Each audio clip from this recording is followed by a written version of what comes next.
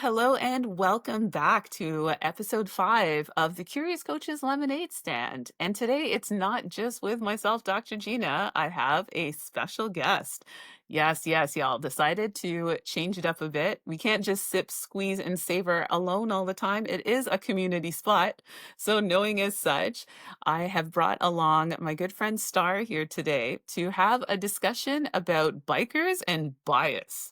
I know you're wondering, what in the world? Trust me, it's going to be a fun one. So, if you haven't been here before, thank you so much for dropping by. This is the Neighborhood Lemonade Stand, our kind of third spot, our community space in a virtual world where you can drop in and hear something that hopefully might inspire you, maybe make you laugh, maybe make you go, and most of all, just help you walk off feeling refreshed for the rest of your day. So let me introduce, or perhaps let Star introduce herself. I'll start by saying we are fellow biker babes. And that's a weird one to say. I Oh, think if we asked people, Star, what do they know about us? They'd say, oh, you both work in diversity, equity, and inclusion. exactly. That I'd be would like, not yeah, be the that's a thing. part of it. But man, we go so much deeper than that. Absolutely. So do you remember how we met? Like, what's your recollection? Let's see what our fuzzy memories, if they Oh my align on this goodness. one. I feel like we were in a training session at OPG together, and we were I understood that you were coming into this organization right after your accident. Which I think was on a previous podcast. So It was, yep, hopefully episode folks 2. were tuning in and were paying attention. And I just remember, how just humble and grateful and compassionate and vulnerable you were in those few weeks where you started in the organization, in coming in the way that, like, this was kind of your first role coming back after such a traumatic event. So I think the story of your accident kind of got to my heart more than where we were when we met, because I just remember, that Well, this is piece. it. You know what? Because you're right, sorry, and thank you for jogging my memory, because I think that's when we were actually in kind of a space together. My first memory of you, though, was even before that. It was when I had posted on LinkedIn Yes. about getting the job at OPG. So I'm like lying in my hospital bed and I'm typing away about how excited I am that I'm going to go work at this company and that they really seem to believe in diversity, equity, and inclusion because, hey, they're hiring me out of my hospital bed and I've promised I can, hobble in on a walker on my first day of work. And I posted that as definitely the most viral post I've ever had on social media. And you were in the comments. That was Was. my first I know that introduction to you. comment. Do you remember what you said? I think I said I can't wait for you to join so we can swap bike stories or something like that. Yes, exactly. I think you might even have called out that you're a fellow ninja rider. Yes, I did. Good choice in bike. There we go, right? Have you actually owned anything else besides a Ninja? No, Neither have only I. only Kawasaki. That's it. All Loyal to the and brand. 3 different Ninjas, different colors, different but always a But I Ninja. had two different ninjas. So this is I mean, that was it was wild. I remember reading that comment and thinking, "What?" And then I remember a conversation with you where we found out we went to the same high school. That's right. We both grew up in Scarborough. We were That's both right. Pope John Paulers. Popers represent. Absolutely. Yep. And that was just I'm like, "Okay, we need to meet because clearly this is Absolutely. destiny, and That's here for we are sure. working at the same place." Yeah.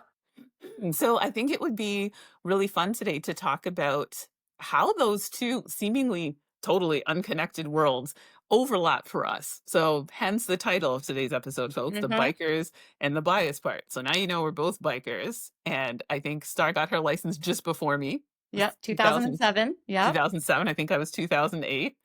So she's always just a step ahead of me here, right? So she's my Has nothing to biker do with DEI age at mentor. all.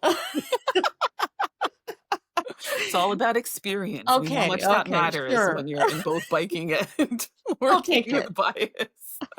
So I thought today would be a cool idea to sort of look at not just diversity, equity, inclusion, but also the kind of stories that we've experienced and that we share with others where these things overlap that people might not think they overlap.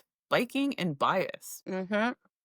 Yeah. So when I mention those 2 things together, does anything jump out for you, Star? Like, when you Oh, started biking, were there biases you dealt with? Were there biases you had about oh, motorcyclists? absolutely, absolutely. I think, one of the biases I have to admit I didn't have, which I think a lot of people do, is I didn't fear motorcyclists. So I think, I've heard a lot of stories about people who sit next to a guy on a plane who has a Harley jacket on and lots of tattoos, and they don't engage in conversation because they think this is a scary guy, but then they realize halfway through the flight he's like a child and youth worker going to a conference and missed out on this great conversation. That was an actual story that somebody shared with me.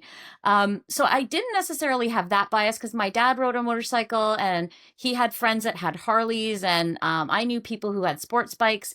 But I would say that I was the thing that shocked me the most was just how welcoming the motorcycle community was. Now, I Oh. always seen them wave at each other, so I knew there's a little something something special. Yep. And I think I wanted to be in on that. I was Oh, like, yeah. I think that's a cool club thing that you get to wave at people from your bike.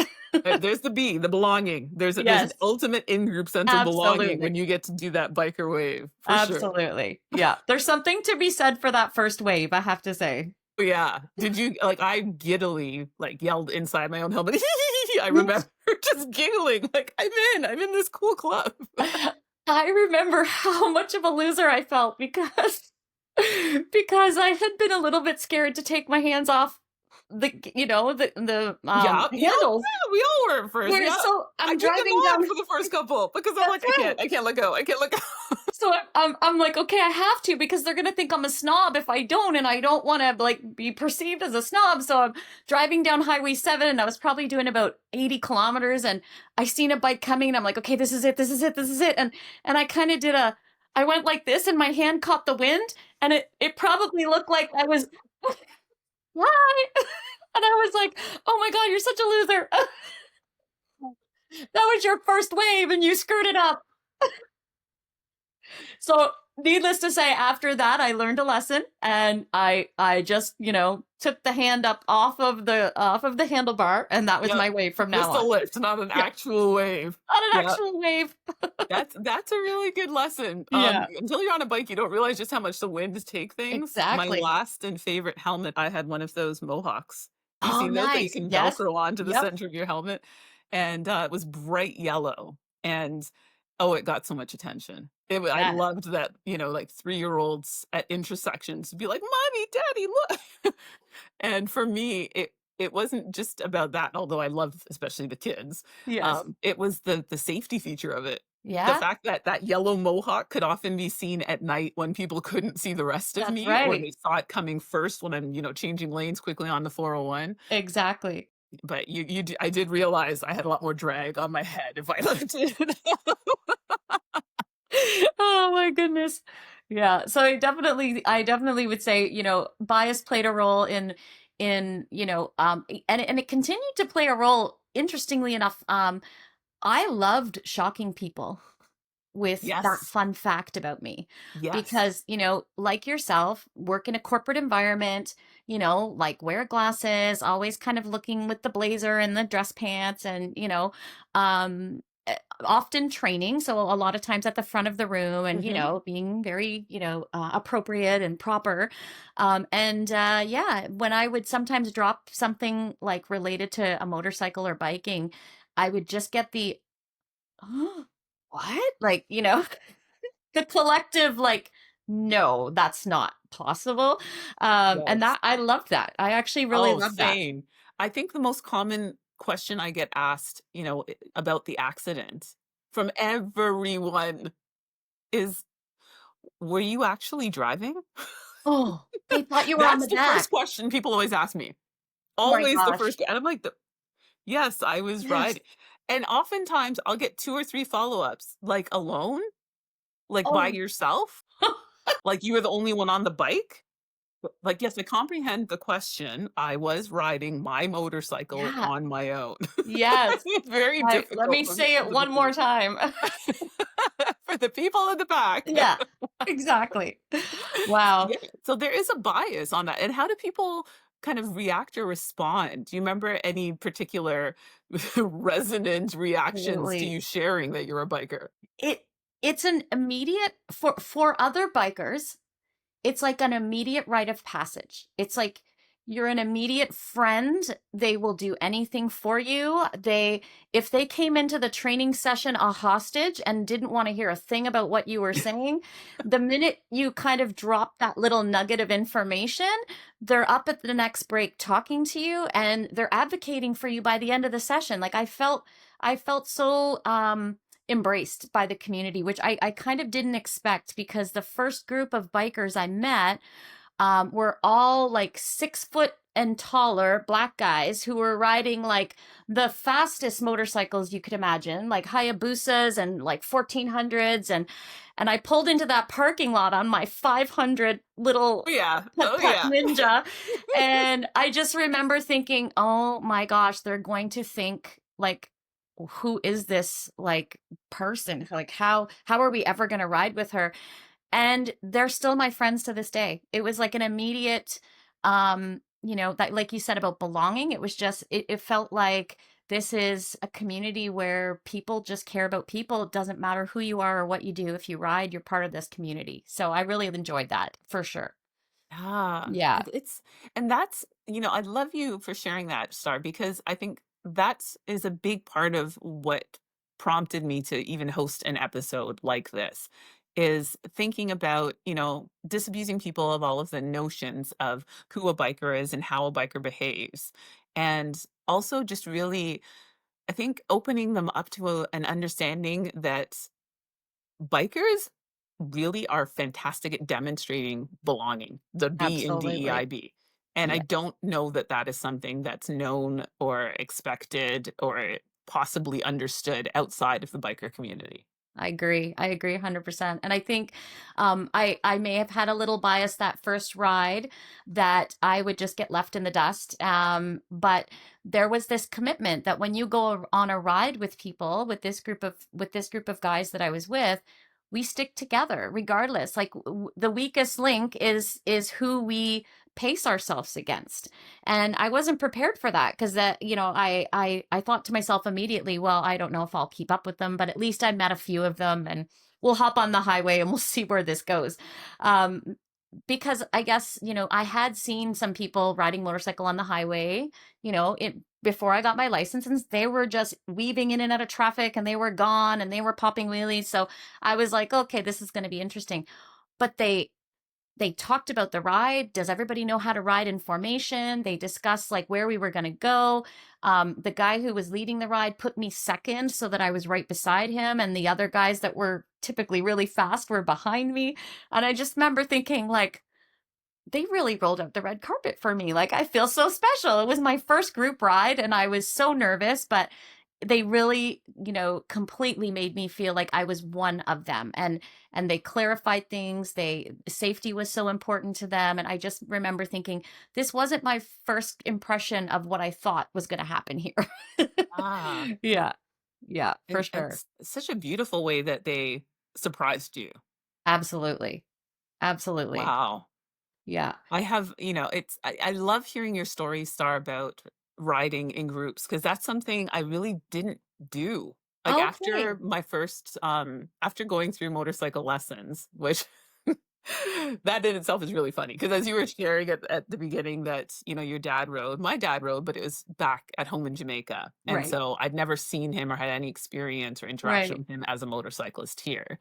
Um, I remember when I got my license, so yeah, 2008. I mean, I am a as they say, a big old married woman at that point, and I remember family members, especially male family members, being Hmm. really cross and saying to my dad, "How are you letting her ride a motorcycle?" Yes. Yes. And he's like, "You do know she's married and has her own house for, like, She doesn't almost live a with me decade now. anymore. Like, what control do I have over her? And furthermore, I trust her. So, like, Yeah. why would she not go ride a motorcycle?" So I Right. found that really interesting that I was supposed to have permission. I mean, at that point in my Right. life, I was almost, 30. Like, Well, it's funny you say that because I remember, my dad's a very stern and like very, very little words. was never kind of like the lovey-dovey kind of dad, but like you knew he loved you in his own way, but he was like the firm, tattooed, like mean looking kind of dude. And my cousin, again, we're both adults, like we're in our, I think our 30s at the time when I got my license. And my cousin was just knowing my dad, he was just like, I gotta come with you when you ride, because I never told my mom and dad that I was getting my license. Boy. I Oh, didn't even tell them, because I just didn't want to hear like all the things of why I shouldn't do it. So I thought I made a choice to just not tell them. And the day I pulled up, they lived in Mornell. They still lived in Mornell at the time. And we had the first apartment on the bottom, like on the first floor on the end. So we had a little patio and our cars were parked. My dad's car was parked directly across from the patio. And he was under the car working on it. He was doing something with the brakes, and my cousin pulled around the corner first, and my dad rolled out from underneath the car, and he was like, oh hey, how's it going, Blair? What's going on? Oh, I like your bike, it's looking good. And then I pulled around the corner and he looked, and I put the thing up so he could see it was me, and he looked again, and he shook his head and he rolled back under the car and he never said anything. And I said to Blair, well, I guess that was okay, I don't know. oh my gosh. No words were spoken. None. So I can't say I had his blessing. That's for sure. Wow. Yeah. The reactions of different family members was pretty wild. My mom was very much afraid. Um, Yes. Mine she, too. she's like, "What are you doing? You're Yep. nuts." Um, I think the funniest reaction to me still was my brother Jason. So Jason, Jason, Yeah. our brothers are good friends, which is Yes. another amazing connection we had Connection. before we knew each other, Yep. and both car guys. Yep. So my brother Jason runs a BMW auto shop, 6 years younger than me. And this is a guy who literally has trophies lining his shop Mm-hmm. for, amateur races, at Mosport. Yep. So he's someone who's used to going fast. He's a great driver. Well, I said, Jason, why don't you get on the back of my bike? And this is after I've been riding for a few years. So it's not like I'm inexperienced. I know what I'm doing. Yeah. And funny enough, I had taken his girlfriend at the time on the back of the bike. And I remember telling her, like, can you hang on to my waist? I'm a little nervous you're gonna fall off. Like she was Right. so brave, she just was holding the back Wow. lever. And I'm like, when I'm cornering, could you at least hold on to me? I'm a little I know you're nervous still about there. you falling. Meanwhile, I asked Jason, "You want to get on the bike?" Okay, sure. I'll take a ride with you. I'm saying 10, 15 minutes max away from my house. I took Milner home to my parents' house in Scarborough. So it's a nice, windy Yep. road, not too fast, like never go for maybe 50, 60 kilometers an hour. And I almost asphyxiated. Like I could not breathe because Jason was so Thank tight. you. He's like a 6'3" dude behind me. Felt like a boa constrictor was slowly trying to Gosh. murder me while I'm riding the motorcycle. And as I'm going, I'm like, Jason, I can't breathe. And he's like, just shut up and focus on the road. Just keep Right? focused. So we Don't get talk. home. We get to my parents' house. I'm dropping him off there. And when I pull up, I did notice in my rearview mirror a beige minivan had been behind me for most of the drive. And this beige minivan pulls up behind me, and our dad, falls out of the car laughing. Like he almost fell out of the car. He was laughing so hard. And my dad, by the way, does not drive a minivan. So Yeah. I'm like, what? He had rented that van to probably he was DJing and needed to move some equipment somewhere. But he said, "I've been following you the whole way home, and I've never seen Jason hug on to something so tight in his life." I said, "Yes, I have a witness. I have Oh, proof." It was thank goodness you this, had a like, witness because you would never huge, get that brave, strong, admission. sport racer guy. Sorry, Jason, your all credit has been destroyed now. Um, is trying to, like, strangle me to death, like, Yeah. in the midsection because he's so afraid. So he gets off the bike, and he's like, "I don't have control. I don't like not having That's control." exactly what it is, right? Totally. And I think they're scared too. Like I remember my brother when I got my license, he was kind of like not disapproving, but not overly approving. But he did say to me, I thought about getting a license. But he does the same thing. He races cars. He, does the quarter mile. He does all this stuff with the Hondas that he rides and races with. And he just said, I would probably not be alive if I had my license. Because That's exactly what my brother says. right, Jason says because the they love same. speed so much that they know they couldn't probably control themselves. Yeah. Yeah. And Yeah, you've gotta be safety first on a absolutely. motorcycle, Absolutely. 100%. Yeah. Yeah. Yep, Did for you sure. ever end up in any situations with the bike? And I'm thinking of myself here, 'cause I'm gonna share in a second, but I'm curious to know, was there ever a time when, I don't know, maybe your bike broke down or you hit a rough patch and went down? Yes. How did you handle that, or did you get any help with it? Yes. So there were two situations I can think of. One was I was pulling into a parking lot, and it was on Kingston Road, if in Whitby, where kind of around where the Dairy Queen is there. And I was turning into the parking lot. There's probably five or six of us like riding in a row. And I took the turn and I hit some gravel and I went over on the side of my bike, but I jumped off quickly enough. And before I could even turn around, there were two guys grabbed my bike and pulled it in the parking lot. And I didn't even know what happened. Like I was literally, just amazed because it was in my mind. I guess I thought, how am I going to pick this up? Because I did some training on how to pick it up, but bike was a lot heavier. This was my second bike, so it was a lot heavier than my first bike. So this was the first time I would have had to do it on my own, like in the Mm. middle of the road, and Yeah, the a pressure fallen bike is heavy. and the immense pressure and like embarrassment and shock and shit. Like there's so many emotions going on at that Yeah, moment, and traffic adrenaline is starting to stop and you feel like everybody's watching you. looking at And you. so Yeah. it was just like, oh my gosh, but adrenaline definitely works in your favor because I've gotten the bike up before, so it wasn't an issue. But just their response to me was like so important because it just made me feel like they've they're a group of people who will always help. They will always help Mm, each other. A biker yeah, will help a biker no matter what, right? So yeah. that was kind of the one for me that really made me go like I'm with the right group of people. Like but I honestly think even if I wasn't with them and another biker was happening to drive by, he would have stopped and done the same thing because that's just how this Yes. community kind of is. They're there to help each other. That's exactly, I have 2 I'll share, and one of them, it wasn't the biker was not on a bike. I Oh. was, up just behind, the Metro Toronto Zoo, so the Mhm. side road up there. I think it might have been Reesa Road I was on, and my bike just cut out, like, it just literally died. And I thought, "Okay, what am I supposed to do now?" And I remember going over into gravel and just barely keeping it up because it died, and I'm trying to pull off Right. safely into gravel. And so I managed to get off safely, got it on the kickstand, opened it up, got, of course, like every biker does, my toolkit with me on my back. And I'm looking and I'm like, what has happened here? Well, as I'm even trying to figure it out, and this has been my experience the multitude of times that I've had to pull over with some issues with my bike. Like before I can figure it, usually within 5 minutes, someone stops. And in Yes. this case, I remember it was a white Civic. And a guy came out. I think he's probably Middle Eastern, and he jumped out and he's like, "I ride. What happened? Can I help you?" And I was just like, "You guys are like first responders." They But they with identify and then radar, ask how they with can help, with right? intuitive radar though, because they have no idea you're there, but they come along you. He just comes along and stops. I don't know where he was going. I don't know if he was in a rush or not, but they make time for you. So he comes Yep. over and I said, "I don't know. It just kind of cut out." So he said, "Well, let me take a look." So we look at it and we both kind of figure out the battery connection isn't good. I've lost a nut and bolt that keep everything in contact with each other. So it's not getting charged properly.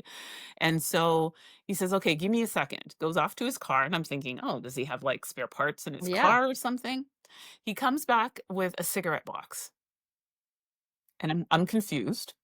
And he takes out the filter paper and he folds it. He's doing some like origami fold with this filter paper Oh my gosh. and he wedges it so that it becomes like, a stand-in for the missing nuts and bolts Wow. and forces a contact, and I Right. guess there's enough aluminum in there to To connect. get to keep. Oh my gosh. So he does this with cigarette paper all around the battery leads, Yeah. and we get it started. I'm like, Think "What? you Did were you just living fix MacGyver? my motorcycle?" Right? This is the ultimate MacGyver moment. You just fixed Oh my my bike with gosh. cigarette paper.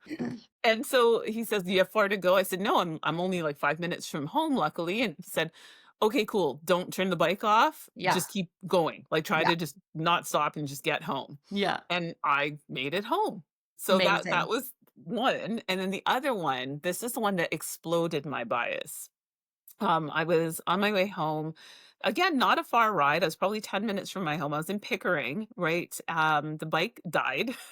It was an old bike, I okay, was gonna clearly. say, It was my time for a first new one. I bike. bought it. It was probably like fifth hand. Yeah. And so, so it was a Ninja 500. Yep. And so it stalled just in front of the metro on White's Road at Stroud's Lane in Mhm. Pickering. Yep. And that was about the halfway point for me. I was headed to Meadowvale and Old Kingston and East Scarborough. And so I got it safely kind of up onto the sidewalk at the light there and, popped it open thinking, okay, what is it this time? Well, going by is literal Hell's Angel. Like With a jacket and everything. everything, Clearly. like the full ZZ Top beard going on, like the absolute stereotype Oh, image yeah. of a Hell's Angel. Yep. Like the cigar just hanging out of his mouth, just right. And he pulls right over, Wow. brings his bike up, and gets off his Harley and walks over. And he says, "What seems to be the problem?" Like even sounded the way I expected him stereotypically Exactly. to sound. I am so worried at this point because I'm thinking, am I safe? He's asking me what the problem is. Am I going to be okay? This is when my all my biases kick in. Like, what does he think of me? Right. How is this going to go down? Yep. So I explained to him, I don't really know what happened. It just died. And he said, all right, let's pop her open. Let's take a look. And I remember him leaning over my bike engine with the And cigarette hanging out of cigarette? his mouth, lit. And I'm thinking, okay, we're going to explode. Like, Yeah. Yeah. but he looks in, plays with a few wires, and he's like, "All right, I think I see what it is." Again, within 5 minutes, Star, he's got this bike started. Wow. Amazing. Mind blown. And like the whole time he's fixing it, I'm literally looking around to make sure there are witnesses Yeah. because I'm thinking it was like a Just Sunday like evening, still daylight in summertime, so lots of people around. But I'm like, yeah, this goes south. I need to know that there's people exactly. around me. There's gonna be a witness somewhere. Right? My And goodness. so he gets the thing started and my mind is blown and he says, "Well, how far are you going?" And I said, "Oh, I'm just going to Kingston and Meadowvale, not too far. It's home." And he said, "All right, can I escort you there? Are you going to be okay to get there on your own?" Wow. Right? I was like, I should be okay. It's not too far, I'll but take thank I'll you take so a Hell's much." Angel escort. Sure, why not? Right? Let's see You what the take her to neighborhood the club says on when that Friday happens. night? And so I'm just like, "Thank you so much." I was effusively grateful My and praising, and gosh. he's like he grunted. I don't even think he said, "You're welcome." I think he was The got grunt. back on his Harley and rolled Off he away. went. And I was just left Wow. there completely speechless. And I thought, Absolutely.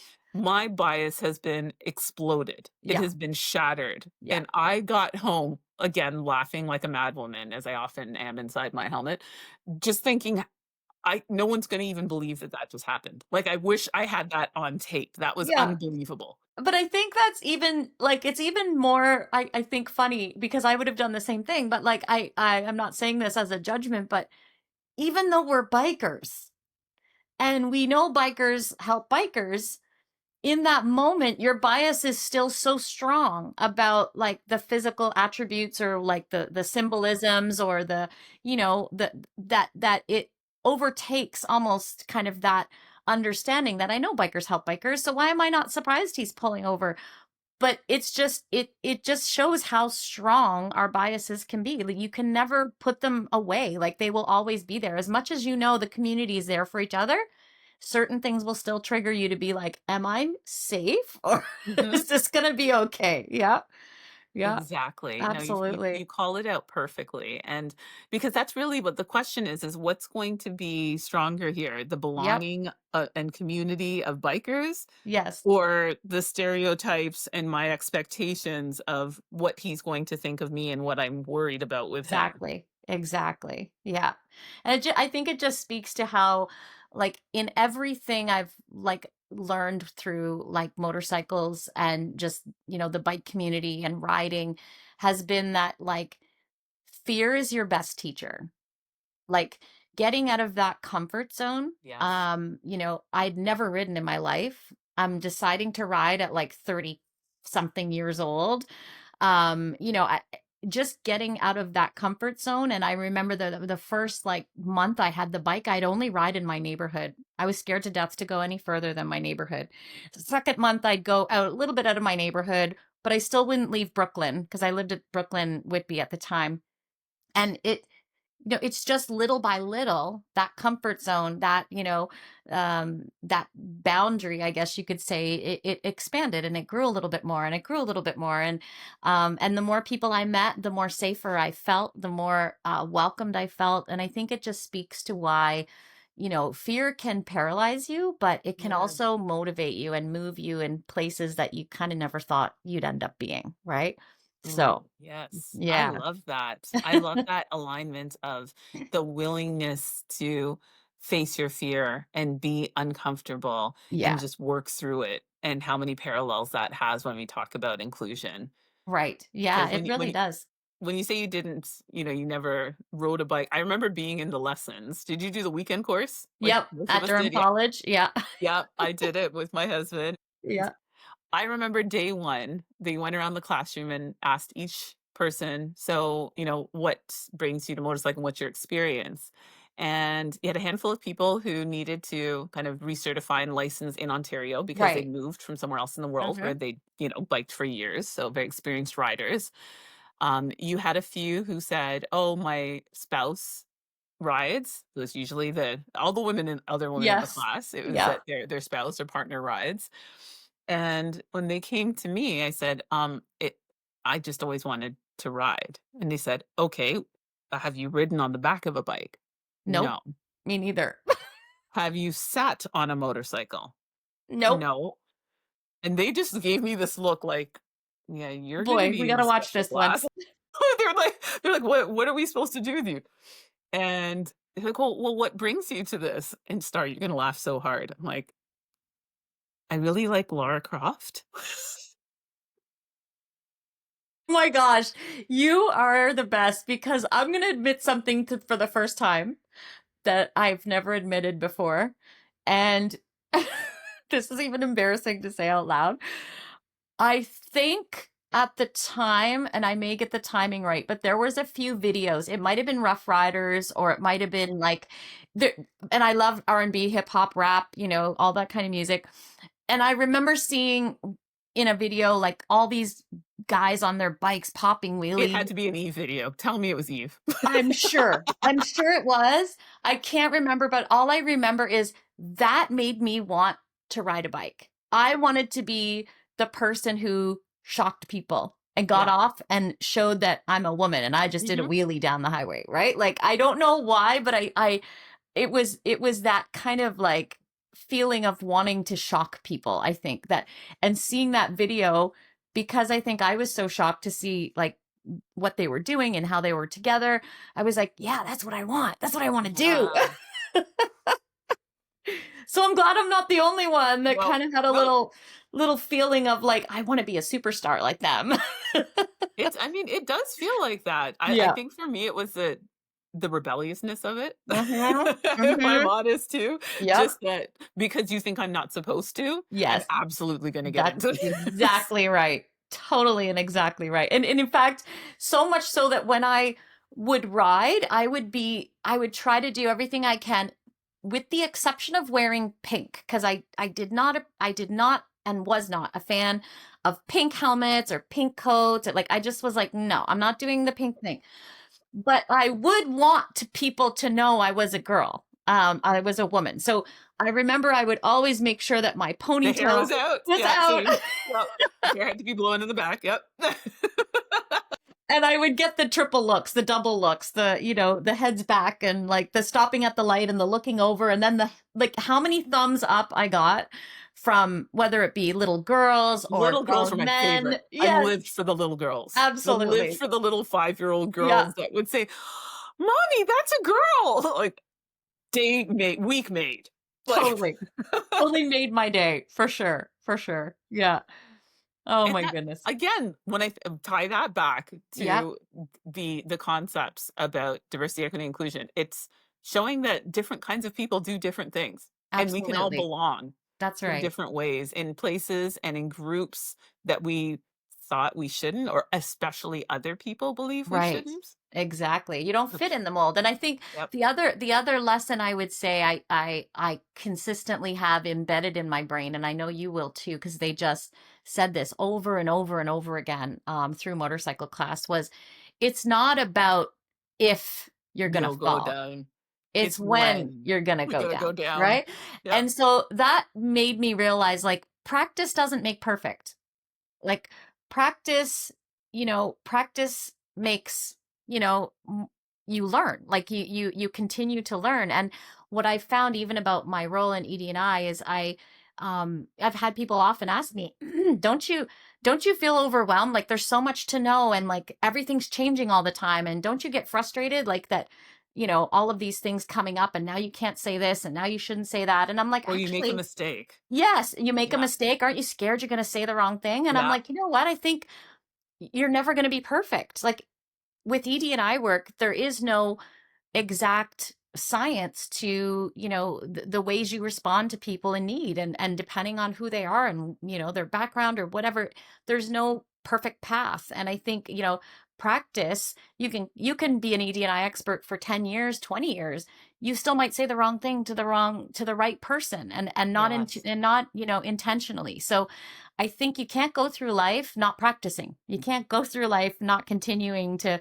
enjoy the ride. You have to That's do it. it. I'm hearing that courage again, and I'm Yeah. hearing, it's so cliche, but we always talk about diversity and equity and inclusion being a journey. Yes, it's such a journey, Bikers are there for the journey. not We're the never there for destination. the destination. Yeah, We're there for the never. journey, right? Absolutely, we So are. if you're there, if you've got courage in the tank, Yep, you have a sense of community and belonging, that yep, people have your back and you have theirs, no matter what you may look like, what walk of life you came from. exactly, That's a whole other kind of mindset. That for that sure. to me, that is the epitome of a growth mindset. Yes, I agree. I totally agree. Yeah. And I think with great freedom comes great responsibility. I think, Ah, yeah, yeah, yeah. like, you think of that saying in the bike world, and I think, and I know you've shared this on a previous podcast about your best time to, like, meditate and kind of be with yourself is on a bike. And I Yes. feel very similar to that. And it's funny because people will be like, oh, I've tried mindfulness, I've tried meditation, I've tried yoga. It doesn't work for me, right? I I'm it that doesn't person. it doesn't settle. But Which on a doesn't bike, bode well for a coach, for a no, professional coach at right? all. Because we're giving people that advice, Yeah. but yet we need to get it from a motorcycle 130 kilometers an hour down a country road. Sure. Oh, Again, it's just recognition too of people needing a diversity of different entryways absolutely. into being mindful, Absolutely. that we're not all the same. Yeah. And I don't assume that. I'll offer my clients, hey, does journaling help? Is that something that supports you? And if they kind of give me a face, I'm like, don't worry, don't feel judged, because I'm terrible at journaling. Yeah. That's So right. if that's not your jam, don't feel like you're obligated to use Exactly. that. There's so many different things that you could do that are Yeah. going to work for you. Yeah. Absolutely. Absolutely. Oh my gosh, well, Star, I could talk to you all day, but this has been so much fun. And Yes, thank you for having me on. I'm so grateful to be part of this podcast. oh, thank I you. was I think wondering when I'd get to squeeze some lemonade, and now I'm here, right? Like, I even found the lemon shirt. oh, You nice. can see that, and like, added up some of I've the new seen the lemons decor. behind you. Nice, nice. I love it. I love it. So I want to thank everyone for stopping in today. This is going to be, something I'll do maybe monthly. I know I'm on a weekly-ish schedule right now with releasing our episodes. So if you do love the regular structure, I will be going back to that in terms of having a topic, and then of course going into that one card tarot pull, and then going into a mindful practice. However, I'll spice it up, because I told you, I mean, it's in the show notes, like, we need margarita sometimes, not just lemonade. So Absolutely. sometimes we're going to spice up that rim, and we'll have an amazing star-like star here to hear a little bit more and have a really cool conversation with. So I want to thank everyone for dropping by. If you haven't already, please do consider subscribing. I'm going to have something new and fresh and thirst quenching for you every week, and would love to have you join us. So again, Star, thanks for you and for Very your welcome. time. I appreciate and am so grateful for you. And thank you to everyone for being here. So until next time. When we sip, squeeze, and savor with style, this is Dr. Gina signing off. Have a wonderful one.